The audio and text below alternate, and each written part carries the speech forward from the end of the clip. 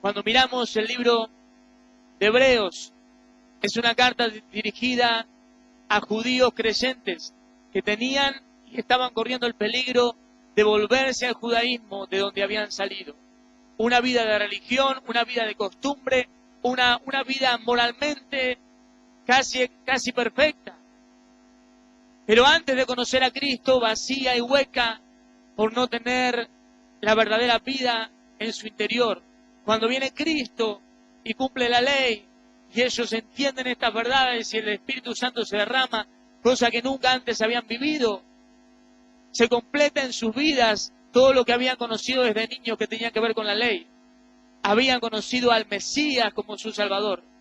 Pero luego, al pasar los años, después de la muerte de Cristo, después de los primeros años de la iglesia primitiva, muchos de estos judíos en diferentes lugares estaban corriendo el riesgo de volverse al judaísmo, de volverse a una religión, a simplemente una vida de costumbres y de rituales. Y entonces esta carta es escrita para despertar allí el sentido de peligro en la vida. Y encontramos una carta doctrinalmente muy fuerte en cuanto a todas las costumbres y las leyes de los judíos, pero también encontramos una carta llena de exhortaciones para la vida práctica y para que toda esa doctrina que es volcada en todos los capítulos tuviera una vida práctica en el diario andar. Si miramos alguna de las exhortaciones, solamente tomando alguna de las palabras, ¿me puedes subir un poquito? Por ahí hablo muy fuerte y me falla la voz. Ahí está, gracias. Cuando miramos alguna de estas exhortaciones, vemos algunas palabras como temamos, capítulo 4, versículo 1, procuremos, capítulo 4, versículo 11, acerquémonos, capítulo 4, versículo 16 y 10, 22, vamos adelante en el 6.1, mantengamos firme en el 10.23, considerémonos, 10.24, despojémonos, 12.1, sirvamos, 12.28, salgamos, 13.13, ofrezcamos sacrificio de alabanza, 13.15. Cada uno de estos verbos, una exhortación para hacer, una exhortación para aplicar, una exhortación para vivir de una manera. Y la doctrina es dada simplemente para que haya una instrucción, una base sólida, para que nuestra vida tenga una práctica. Si no, es solamente un conocimiento. Cuando miramos el capítulo, vamos a leer unos versículos del capítulo 1, y luego rapidito vamos a ver 4 exhortaciones de algunas de estas, para llevarnos algo en nuestro corazón y ser desafiados por el Señor. Los primeros versículos tienen un contenido tremendo, de lo cual se podría prácticamente hacer una prédica solamente de esos versículos. Dice Dios, capítulo 1, versículo 1, habiendo hablado muchas veces y de muchas maneras en otro tiempo a los padres por los profetas, en estos postreros días nos ha hablado por el Hijo, a quien constituyó heredero de todo y por quien asimismo hizo el universo, el cual, siendo el resplandor de su gloria y la imagen misma de su sustancia, y quien sujeta todas las cosas con la palabra de su poder, habiendo efectuado la purificación de nuestros pecados por medio de sí mismo, se sentó a la diestra de la majestad en las alturas, hecho tanto superior a los ángeles, cuando heredó más excelente nombre que ellos. Tremendo el comienzo. Sabes que en toda la carta de Hebreos se va a presentar a Cristo como superior y como mejor que todo lo antiguo. El nuevo pacto es mejor que el antiguo pacto. Cristo y su fidelidad y su obediencia para alcanzar nuestra salvación fue mejor aún que la fidelidad de Moisés, quien también fue fiel en todo lo que Dios le había establecido. Cristo es mejor y superior a los ángeles. Obviamente que si nosotros decimos, ¿cómo no va a ser superior a los ángeles? Si es Dios mismo. Pero está hablando de de ese Dios hecho carne, tomando un cuerpo humano.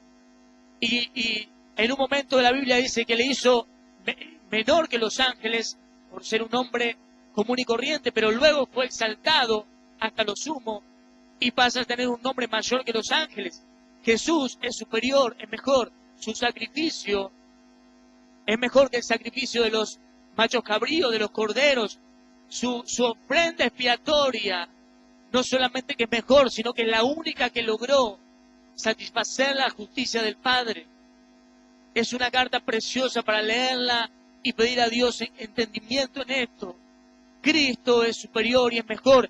Y el tiempo que nosotros vivimos es mucho más excelente en todas las cosas que los que vivieron nuestros antiguos padres o los primeros padres, los judíos que seguían a Cristo. Estamos en el tiempo de la gracia y comienza hablando de esto.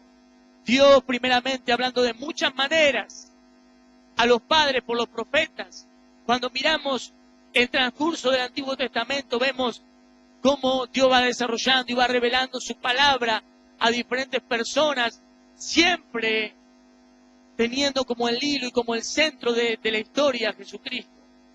Vemos que a Noé Dios le revela el lugar, el territorio donde iba a nacer el Mesías. Pero más adelante a Jacob le dice de qué tribu iba a ser el Mesías. Luego a David le dice la familia donde va a nacer el Mesías. A Miqueas le dice el pueblo, la aldea donde iba a nacer el Mesías. A Daniel le dice la fecha exacta donde va a nacer el Mesías. A Isaías le revela la resurrección del Mesías, los sufrimientos del Mesías. Y vemos que Dios habló de diferentes maneras, por diferentes profetas, por diferentes voces. Habló a través de una mula, habló a través de la roca en los milagros, habló a través de sus profetas, habló a través de los sueños, de visiones, habló a través de Urín y Tumín que se echaban suertes en aquel tiempo para algunas cosas. Dios habló de diferentes maneras, pero dice que en estos postreros días nos ha hablado por el Hijo. Y dice, a quien constituyó heredero de todo. Jesús, hecho carne.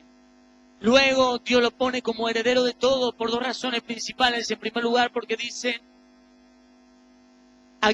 por quien asimismo hizo el universo.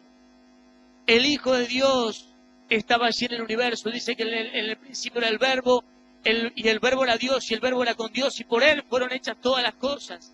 Dios constituyó a Cristo heredero de todas las cosas por ser el Creador, pero también por ser el Redentor.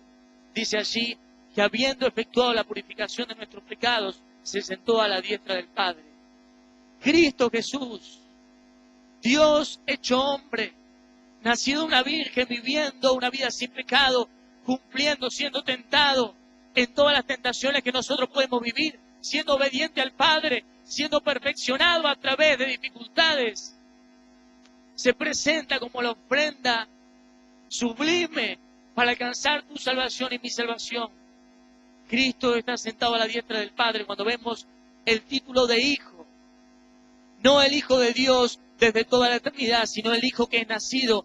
Vemos un cuádruple cuadro por el cual Cristo Jesús tiene el derecho de tener el título de Hijo, aunque tú y yo nos llamamos hijos, aunque Dios llama en algún lugar de la Biblia hijos a los ángeles, el Hijo, por encima de todas las cosas, es Jesús. En primer lugar, porque fue engendrado por el Padre, fue nacido a través del Espíritu Santo por un milagro.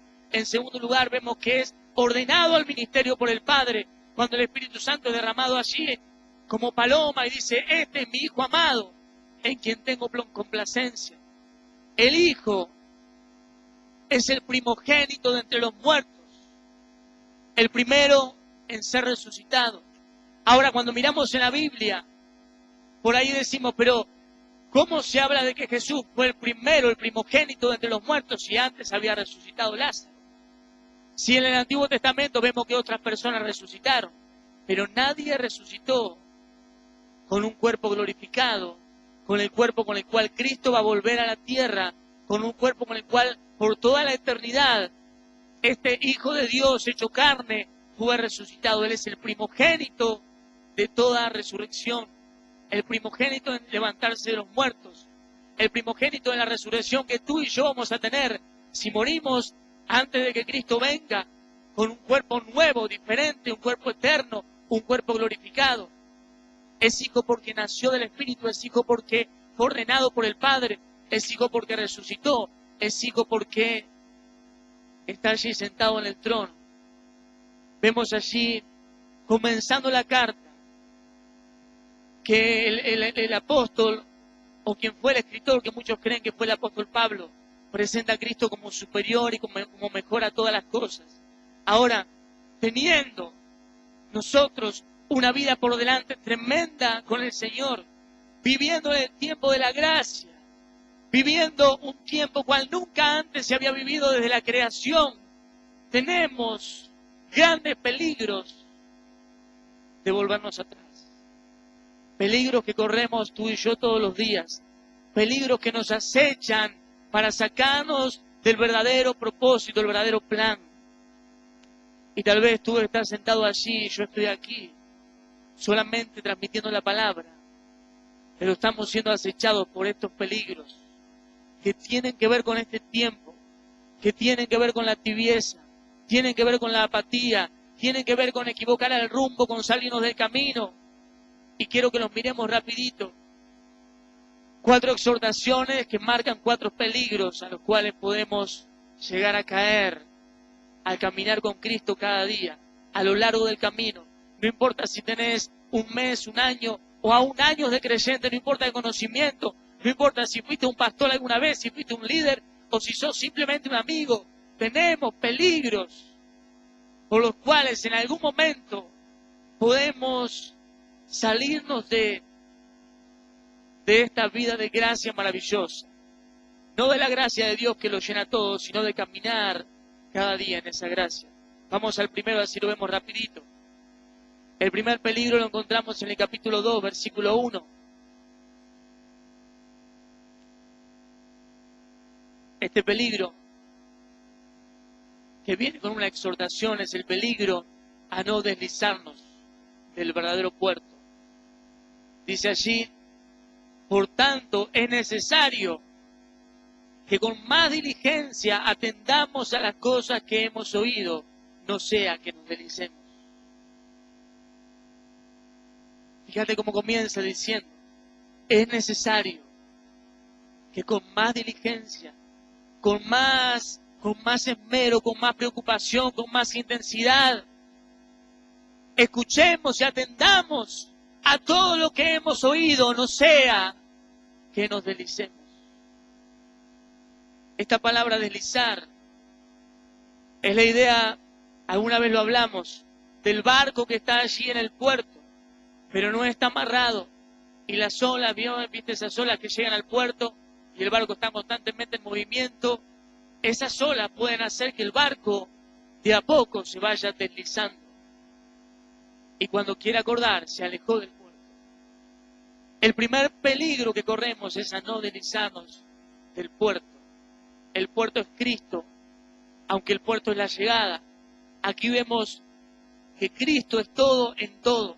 Cristo era el sacerdote, pero Cristo era el sacrificio. Cristo era el santuario, pero Cristo es el que nos abrió el camino al Padre. Cristo es el puerto y Cristo es quien nos lleva al puerto, pero el peligro es que nos deslizamos. Tal vez aún estás en la iglesia en este tiempo y te estás deslizando. Tal vez te has deslizado hace un tiempo atrás. Yo no conozco tu vida, yo miro mi vida y dice la palabra que debo atender con más inquietud, con más diligencia, con más preocupación a las cosas que escucho cada día de la palabra. Porque el peligro es que me puedo deslizar.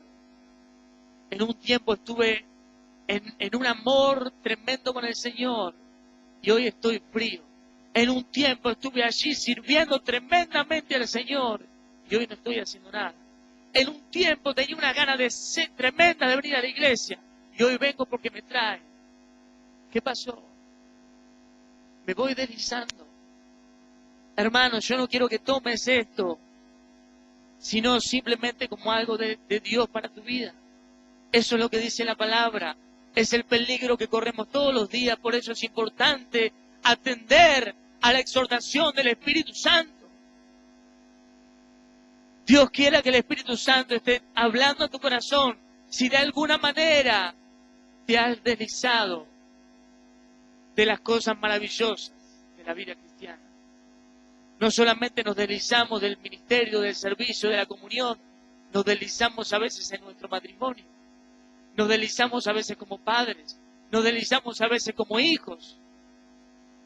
Cuando nos alejamos del puerto, todas las cosas de nuestra vida se van deslizando hasta que nos encontramos muy lejos de Dios, fríos y sin nada en nuestro corazón. Una religión como el peligro que corrían ellos de volver al judaísmo. Quiero que medites en tu corazón al contemplar la palabra de Dios y que dejes al Espíritu Santo que marque en tu interior. Señor, ¿me he deslizado en algo? ¿Me he deslizado o estoy allí amarrado? Cuando hablamos de un barco para no deslizarse tiene que estar anclado allí en el puerto. Si miramos el capítulo 6, versículo 17 dice: por lo cual, queriendo Dios mostrar más abundantemente a los herederos de la promesa la inmutabilidad de su consejo, interpuso juramento, para que por dos cosas inmutables, en las cuales es imposible que Dios mienta, tengamos un fortísimo consuelo los que hemos acudido para asirnos de la esperanza puesta delante de nosotros, la cual tenemos como segura y firme ancla del alma que penetra hasta dentro del velo, donde Jesús entró por nosotros como precursor. Y sigue hablando unas palabras allí. Primero leí unos versículos anteriores porque es tremendo lo que Dios habla de las promesas que han sido derramadas para nosotros. De una manera tan fuerte, de una manera tan firme, que dice que Dios interpuso juramento para que por dos cosas inmutables, su palabra y su persona, Dios no pudiendo jurar por otro mayor que sí mismo, juró por Él, de que iba a cumplir estas promesas que están todas en su palabra. Pero el peligro es que me deslizo. Ahora cuando yo entiendo esto, y dice allí que todo lo que he aprendido lo puedo anclar desde mi alma hasta dentro del velo. Dentro del velo era donde estaba el lugar santísimo. Y el libro de Hebreos enseña que cuando Cristo murió y resucitó, el velo se rasgó y no solamente tenían acceso al lugar santísimo en el templo, sino que Jesús mismo entró en el lugar santísimo que es el cielo. Entonces ahora puedo ligar mi vida, mi alma, a estar anclada a todo lo que tiene que ver con el cielo, anclada a lo celestial, mi alma anclada a las cosas de arriba, mi alma anclada al puerto, allí voy a llegar, al cielo. ¿Sabés por qué nos deslizamos? Nos alejamos del puerto, nos alejamos de las cosas terrenales, de las cosas celestiales, porque vamos mirando las cosas terrenales. En los próximos peligros vamos a repasar esto. Pero hay un peligro tremendo, hermanos. Tremendo, que me encantan esas palabras. Yo me tomo de esas palabras y me aferro de una manera tremenda en mi corazón. Y te las leo de nuevo. Es necesario que con más diligencia atiendas a las cosas que tantas veces has oído. No sea que te deslices. No sea que me deslice. Lo que he aprendido, lo que he vivido, lo que he encontrado con Dios, lo que he conocido. Si no, estoy constantemente prestando atención a esto y anclando mi vida, mi alma, mi corazón al puerto que es Cristo, al puerto que es el cielo, me voy a ir deslizando. Me voy a ir deslizando porque el enemigo es sutil. Mirá esta palabra, deslizarse. Es una palabra que habla de sutileza. No es algo que pasa de la noche a la mañana. Vos no ves un pastor que de la noche a la mañana cae o deja el ministerio, un líder o un amigo que deja de la noche a la mañana venir a la iglesia. De a poco comienza el corazón a enfriarse. De a poco comienza mi vida a alejarse de Dios. De a poco voy dejando de orar como lo hacía en los primeros tiempos. De a poco voy dejando de escuchar la palabra. de a poco voy alejándome de un corazón sensible. Es de a poco, hasta que mi vida está muy lejos. ¿Sabes cuál es el peligro de deslizarse? Que en este tiempo donde vivimos, en este tiempo que estamos viviendo, es muy difícil volver. Es tremendamente difícil volver. Y esto es algo muy importante, hermanos. Cuando me alejo del puerto, puedo estar en la iglesia, puedo todavía decir que creo en Dios, pero es muy difícil volver a estar amarrado como la primera vez al puerto que es Cristo. Por eso es tan importante en este tiempo que no nos dejemos deslizar. Avanzamos porque la hora se va. Vamos a ir rapidito con los próximos puntos. El segundo peligro, capítulo 4, versículo 11. Procuremos pues entrar en aquel reposo para que ninguno caiga en semejante ejemplo de desobediencia. El segundo peligro que corro como un hijo de Dios es el peligro de desobedecer la palabra. El primer peligro, el peligro de deslizarme del puerto. El segundo, el peligro de desobedecer la palabra. Dice que ellos no pudieron entrar en el reposo a causa de desobediencia. No vamos a hablar de lo que significa ese capítulo 4 en los primeros versículos, pero luego está diciendo lo siguiente: porque la palabra de Dios es viva y eficaz y más cortante que toda espada de dos filos, y penetra hasta partir el alma y el espíritu, las coyunturas y los tuétanos, y discierne los pensamientos y las intenciones del corazón, y no hay cosa creada que no sea manifiesta en su presencia. Antes bien, todas las cosas están desnudas y abiertas a los ojos de aquel a quien tenemos que dar cuenta. También es una tremenda palabra. La palabra de Dios es viva y eficaz y más cortante que toda espada de dos filos. ¿Cuántas veces la palabra de Dios llegó a tu corazón? Cortando y penetrando el interior. Pero la voluntad no te alcanzó para obedecer. El peligro de desobedecer la palabra. Acá no habla de cualquier palabra. Acá no habla de la palabra toda. Puedo decir, no, yo obedezco, yo voy a la iglesia, yo leo la Biblia, yo de vez en cuando oro, yo llevo una vida moralmente buena. ¿Cuántas cosas obedeces de la palabra? Pero hay algunas donde la palabra de Dios, espada de dos filos, entró y penetró en tu corazón, donde vos pensabas que nadie ve y que nadie sabe, pero que esa parte de tu alma está desnuda ante los ojos a quien tenés que dar cuenta. Pero tuvimos desobediencia. Entonces quedamos ahí, hermanos. Lamentablemente, dejamos de subir en la escalera, no la escalera que nos lleva al cielo, que es Cristo. Sos un hijo de Dios, aceptaste a Cristo, vas al cielo, estás caminando con Él.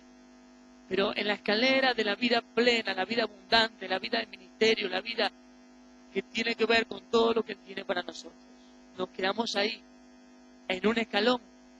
Tal vez el escalón donde te quedaste es un escalón bastante alto. Vos mirás para abajo y viene muchísimo que tiene mucho menos conocimiento que vos. Aplicaste un montón de cosas a la palabra de Dios. Estás en un buen tramo. Tenés una buena vida. Tenés una buena educación cristiana. Una buena familia. Pero dejaste de obedecer a una palabra viva y eficaz que Dios te habló en algún momento. Donde nadie sabe, donde nadie llega. Solamente vos la conocés. Y solamente Dios llegó a través de su palabra en tu corazón. Separó allí las intenciones del corazón y llegó como una espada de doble filo.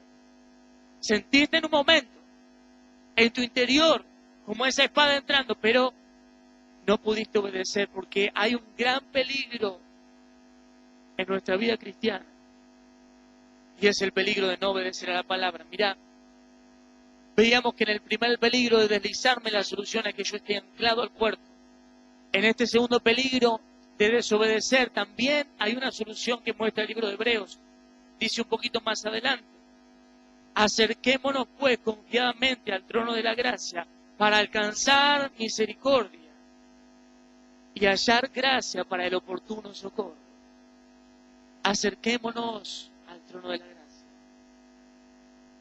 para hallar esa gracia de Dios para el oportuno socorro cuando necesitas socorro porque estás en peligro.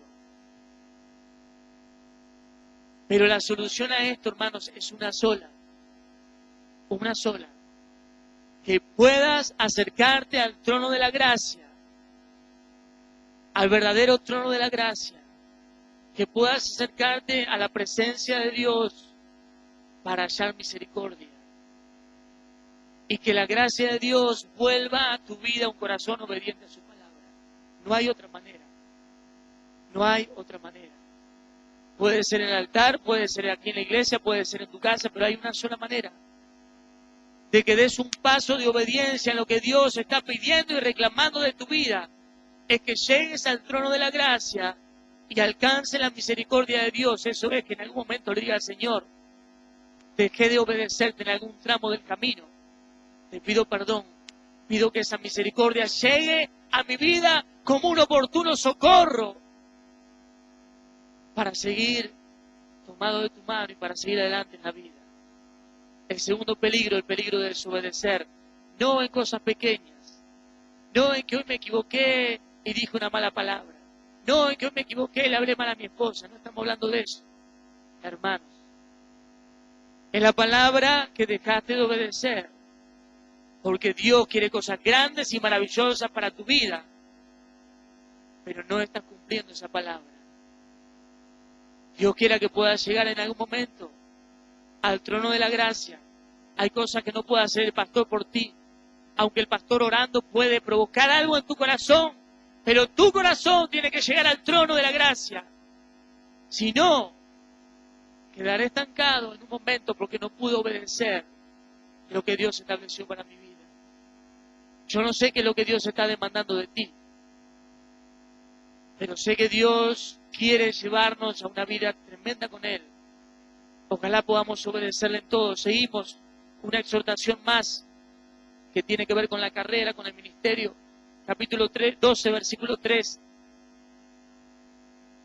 Versículo 4, perdón. Considerar a aquel que sufrió tal contradicción de pecadores contra sí mismo, para que vuestro ánimo no se canse hasta desmayar.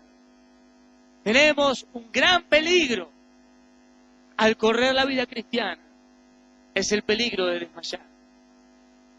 El peligro de desmayar. En todo el capítulo 11 vemos los héroes de la fe. Los héroes de la fe corriendo por la fe, alcanzando cosas tremendas para Dios. Alcanzando las promesas para Dios. Alcanzando llegar a la meta, corriendo con Dios. Ese es el ejemplo que nos dejaron. Luego se presenta a Cristo como el ejemplo máximo de quien corrió bien su vida y alcanzó la meta. Y en esa carrera, en el servicio, en el ministerio, en tu vida cristiana diaria, en tu casa, en tu familia, como hijo de Dios, en el desafío a ser íntegro, transparente, santo, podemos desmayar. Es un gran peligro desmayar. Corremos y nos comenzamos a cansar. Trato de hacer las cosas que Dios quiere con mis fuerzas y me comienzo a desmayar. Trato de seguir adelante porque hubo cosas que aprendí, hubo cosas que me enseñaron, hubo cosas que viví, pero cada vez las fuerzas son menos. Hasta que en un momento desmayo. Hasta que en un momento me quedo allí, en el camino. Quiero decirte algo. Nos dice la Biblia que es un pecado desmayar. No es un pecado desmayar. Es un peligro desmayar. El pecado es desmayar y quedarte en el lugar donde te caíste. Todos podemos desmayar en algún momento. Todos podemos tratar de correr y vamos contra la corriente de este mundo, querido. Todo el mundo va en contra de lo que la palabra dice. Y cuando vos iniciás la carrera de la vida cristiana, tenés miles de cosas en tu contra. Hasta que en un momento no das más y desmayás. No querías desmayar. No pretendiste desmayar. Saliste a la carrera mirando la meta y dijiste, no quiero desmayar. Pero en un momento es un peligro. Desmayé en la mitad de la carrera. Pero dice aquí, mirad a aquel, considerad. También nos da la solución o la ayuda. Considerad a aquel que sufrió tal contradicción de pecadores, para que tu ánimo no se canse hasta desmayar. Y dice anteriormente, puesto los ojos en Jesús, el autor y consumador de la fe. Si algo sucede en nuestra vida por lo cual desmayamos, es porque dejamos de mirar al autor y consumador de la fe. Cuando hablamos del autor de nuestra fe, el autor de nuestra salvación, es aquel que antes que nada nos amó y te amó de tal manera que antes de que vos te perdieras, Él ya tenía un plan de salvación, porque te amó. Él fue el autor de ese plan de salvación. Pero no solamente fue el autor porque te amó, sino que fue el consumador, el autor y el consumador de nuestra fe. El que Él mismo se hizo carne y vino y nos mostró cómo correr. Nos dejó un ejemplo, muriendo en la cruz. Él fue el autor, Él fue el consumador. Así como veo su amor, veo su obra por mí. Pero luego vemos que Él se levantó y está sentado a la diestra del trono. Si hay algo, hermanos, por lo cual Jesús no desmayó, dice allí, el cual, por el gozo puesto delante de Él, sufrió la cruz, menospreciando lo oprobio, y se sentó a la diestra del Padre. Me encanta saber y recordar que el gozo puesto delante de Jesús fui yo. Cuando Jesús quiso desmayar en la carrera, Él miró mi vida. Yo era el gozo, tú eras el gozo por el cual Él no desmayó. Él fue el autor y el consumador de mi salvación. Y cuando venía corriendo la carrera hacia la cruz, cuando el diablo le tentó, luego cuando los soldados le golpeaban, cuando algunos, como Pedro, le dijeron, Señor, no tenés que ir a la cruz, Él miraba el gozo puesto delante de Él. Ese gozo era tú y yo. El gozo puesto delante de Él hizo que Cristo no desmayara. Él te miró a ti para no desmayar. Y tú tienes que mirarlo a Él ahora para no desmayar. No hay otra manera. Tenemos un gran peligro: desmayar en la carrera, desmayar en el ministerio, desmayar en la lucha por tener una vida cristiana que agrade al Señor en este mundo.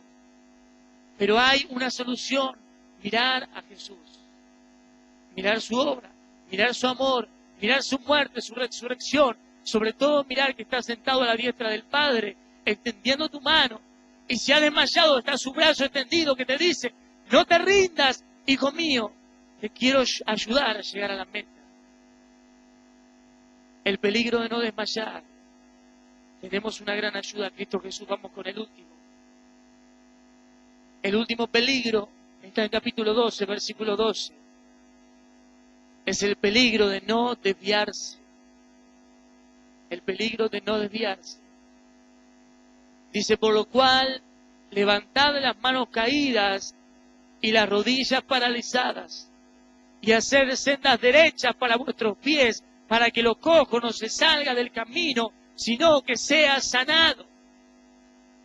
En un momento corremos este peligro de desviarme. ¿De qué? Del camino de la vida cristiana si sigo viviendo a la iglesia. No, de desviarme del verdadero propósito por el cual Dios me creó, por el cual Dios me tiene en esta vida. Corro el peligro de desviarme. Puedo ser un excelente cristiano religioso y haberme desviado de este propósito. Dice que en un momento se cayeron allí las rodillas. Tiene que ver con lo anterior, con el desmayo, tiene que ver con el desgano, tiene que ver a veces con la desobediencia en un momento. Pero, ¿qué pasó? Me desvié del verdadero propósito. Y también habla de que debo prestar atención. ¿Para qué? Hacer sendas derechas. Volver a la senda antigua, dice la palabra, para que lo cojo no se salga del camino, sino que sea sanado. Hay una sola manera de correr y es correr bien. Es correr tomado de la mano de Cristo. Cuando hablamos del propósito, vemos este pasaje tremendo en la descripción. Vamos a leerlo para entender el propósito sublime al cual Dios nos llamó. Hermanos, algunas cosas no las vas a entender todas en este culto. Dios quiera que medites en estas palabras tremendas del libro de Hebreos, que aproveches el devocional, que pidas a Dios entendimiento. Cuando habla del peligro de desviarse, dice lo siguiente más adelante: mirá bien, no sea que alguno deje de alcanzar la gracia de Dios, que brotando una raíz de amargura os estorbe, y por ello muchos sean contaminados. No sea que haya algún fornicario o profano como Esaú, que por una sola comida vendió su primogenitura.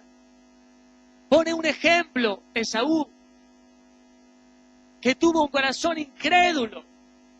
Pero vos decís, no, pero yo tengo un corazón que cree. Sí, algunas cosas creemos de Dios, pero otras no las creemos. Para otras no me alcanza la fe. Y el ejemplo de Esaú es un ejemplo bien claro. Alguien que cambió los beneficios, las promesas y todo lo que Dios tenía por un plato de lentejas. El peligro de desviarse, hermano, es que hay tantas cosas para elegir en este mundo, que en un momento cambio lo glorioso y sublime del propósito de Dios por cualquier otra cosa, terrenal y pasajera. ¿Cómo puede suceder esto? Esto es increíble. Es increíble. Si nosotros pudiéramos tener a Esaú acá, le diríamos: Esaú, ¿cómo no te diste cuenta? Escúchame, ¿cómo vas a cambiar ser primogénito y toda la herencia que tenías por delante por un plato de lentejas? ¿No verdad que es increíble? Que es incomprensible. ¿Y por qué nosotros cambiamos? Por cosas terrenales, las cosas eternas. Cosas más sublimes que la herencia de Saúl. Mucho más sublimes. Nos desviamos del propósito.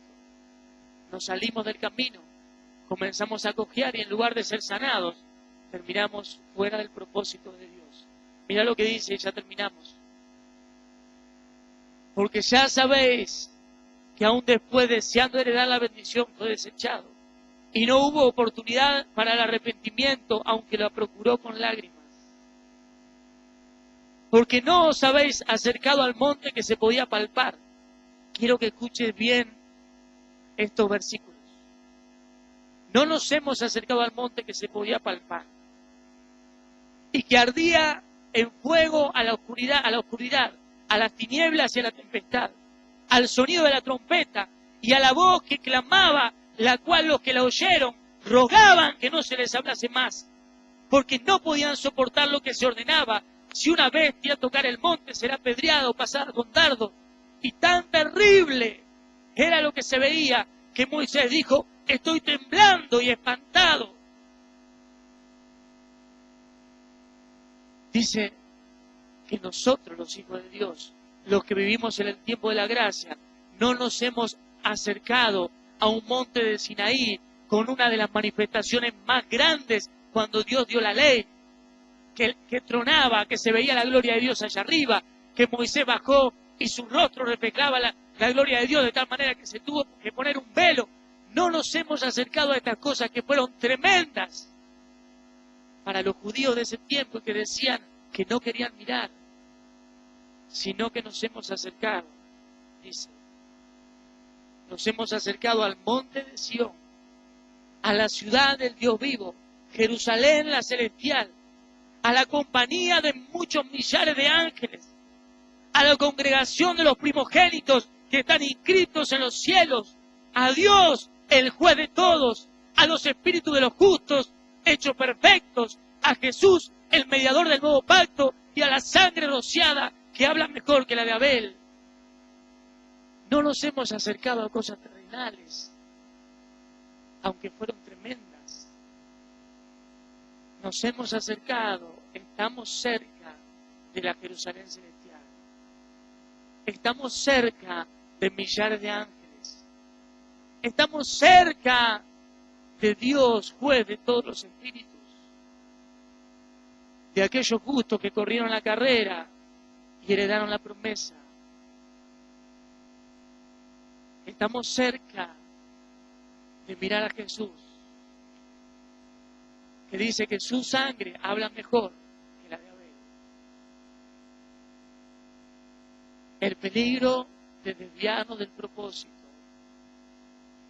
En este tiempo corremos ese peligro, donde estamos tan cerca de cosas eternas, sublimes, cual nunca se vieron. Y luego dice, mirad que no desechéis al que habla, porque si no escaparon aquellos que desecharon al que amonestaba de la tierra, Moisés, mucho menos nosotros si desechamos al que habla desde los cielos. La voz del cual conmovió entonces la tierra, pero ahora ha prometido diciendo, aún una vez, y conmoveré no solamente la tierra, sino también el cielo. Y esta frase, aún una vez, indica la remoción de las cosas movibles como cosas hechas para que queden las inconmovibles. En un momento, estas cosas movibles, terrenales y pasajeras no van a estar más. Estamos cerca. ¿Y cómo puedo cambiar lo eterno por algo temporal? ¿Cómo puedo cambiar cosas como la vida cristiana caminando con Dios, como el ministerio, como el servicio, en cualquier manera, en cualquier forma, o cualquier cosa terrenal y pasajera? ¿Cuál es la solución a esto? También nos da la solución, dice el último versículo que leemos. Así que, recibiendo nosotros un reino inconmovible, tengamos gratitud. El reino que viene para ti y para mí, o en el cual ya estamos y no nos damos cuenta muchas veces, es un reino inconmovible. Cuando Dios mueva lo terrenal, lo único que va a quedar es lo inconmovible. Cuando Dios saque lo movible, lo único que va a quedar es lo inconmovible. Cuando Dios saque lo pasajero, lo único que va a quedar es lo eterno.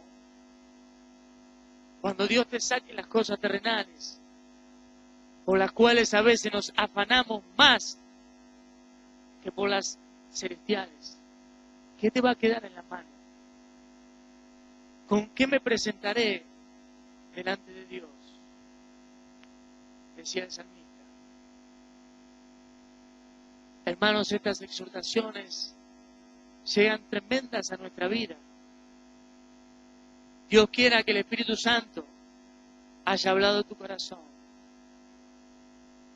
Porque cuando escucho la palabra una y otra vez, y endurezco el corazón, como dice también ahí en Hebreos, si el Espíritu habla, no endurezcas tu corazón, como hicieron anteriormente los que murieron en el desierto. La exhortación es a no deslizarse, a no desobedecer, a no desviarse del camino, a no desmayar. Y dice allí, aunque no lo miremos hoy, pero hay una exhortación a no desechar al que habla. Yo no soy el que habla, yo soy el que transmite un mensaje. El que habla es el Espíritu Santo en tu corazón. Aleluya, terminamos.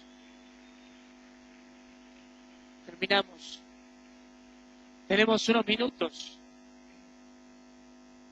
Si Cristo viniera hoy a buscarnos, no va a quedar nada de lo que es movible, no van a quedar las sillas. En realidad las sillas van a quedar, porque después viene la gran tribulación y todo lo que Dios tiene. Pero en lo eterno, lo único que te va a quedar es lo inconmovible que hayas hecho para Dios.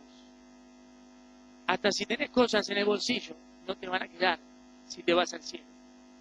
Lo único que te vas a llevar son las almas que ganaste para Cristo y la obediencia a la palabra de Dios eterna.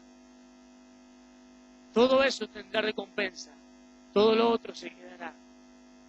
Dios puso delante tuyo un reino inconmovible para que tengas gratitud y mediante esa gratitud puedas servir a Dios.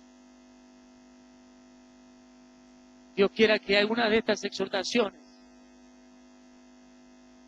aunque tal vez no es una palabra para decir, uy, qué gozo, qué ánimo, qué, pero es una palabra para que no dejemos de correr, no nos alejemos del camino, no perdamos tiempo, hermanos, no dejemos de mirar lo eterno o lo terrenal, no cambiemos lo eterno por un plato de lentejas y cuántas cosas que estamos viviendo en este tiempo. Es una palabra para salir de la mediocridad, es una exhortación para dejar la apatía y buscar lo eterno. Si Dios habló a tu corazón, si el Espíritu Santo habló a tu corazón, no deseches al que habla desde los cielos. Vení acá adelante a renovar un pacto con Dios o a confirmar el pacto con Él, a firmar tus pies sobre lo eterno, a anclar tu alma al puerto seguro en el cielo, a acercarte a Cristo, a acercarte al trono de la gracia para hallar oportuno socorro. No sé qué es lo que tenés que orar y pedirle a Dios, pero si algo Dios marcó en tu corazón, vení adelante. Vamos a orar por ti. Pero la oración más importante es la que tú hagas delante de Dios en esta noche. Dios quiere sellar su palabra. Esto es a través de decisiones, a través de determinaciones, a través de obediencia.